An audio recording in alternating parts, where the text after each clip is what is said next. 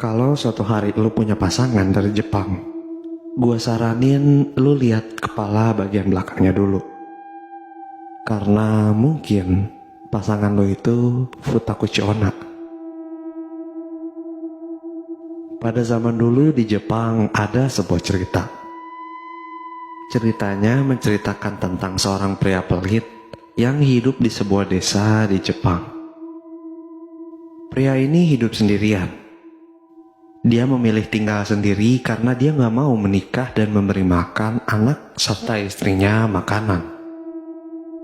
Tetapi satu hari dia bertemu dengan seorang perempuan. Perempuan ini cantik dan perempuan ini nggak pernah makan sama sekali.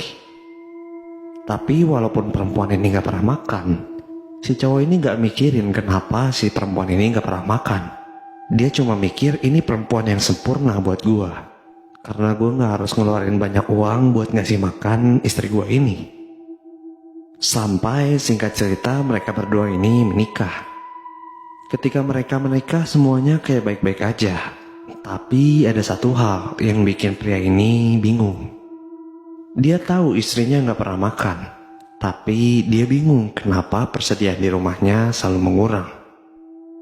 Sampai suatu hari dia pura-pura pergi, tapi sebenarnya dia bersembunyi di dalam rumah. Dia pengen tahu kenapa persediaan di rumahnya terus berkurang. Saat dia bersembunyi dan memata-matai istrinya, di sana dia melihat dari belakang kepala istrinya. Dia melihat ada sebuah mulut dengan gigi yang tajam terbuka lebar memakan semua nasi yang dia punya. Rambutnya bisa bergerak seperti tentakel, memasuki makanan ke dalam mulut kedua itu. Dia kabur ketakutan karena tahu sebenarnya istrinya itu adalah seorang yokai. Di satu titik akhirnya dia pun tahu kebenarannya.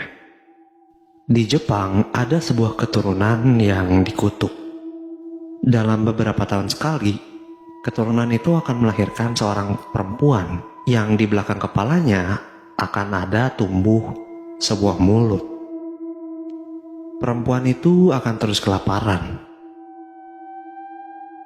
Dan jika mulut kedua ini tidak diberi makan, mulut kedua itu akan mengancam dan membuat perempuan itu merasa kesakitan.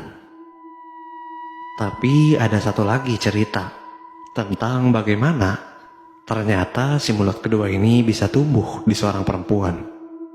Legenda di Jepang berkata bahwa kalau misalnya seorang perempuan makannya sangat sedikit, mulut kedua bisa tumbuh di belakang perempuan itu. Dan layaknya dari kutukan keturunan itu, mulut kedua ini akan membuat perempuan itu sangat-sangat lapar. Dan jika tidak diberi makan, mulut kedua ini akan membuat perempuan itu merasa kesakitan sampai di titik perempuan ini bakal rela ngelakuin apapun demi ngasih makan si mulut kedua ini, termasuk membunuh manusia lainnya.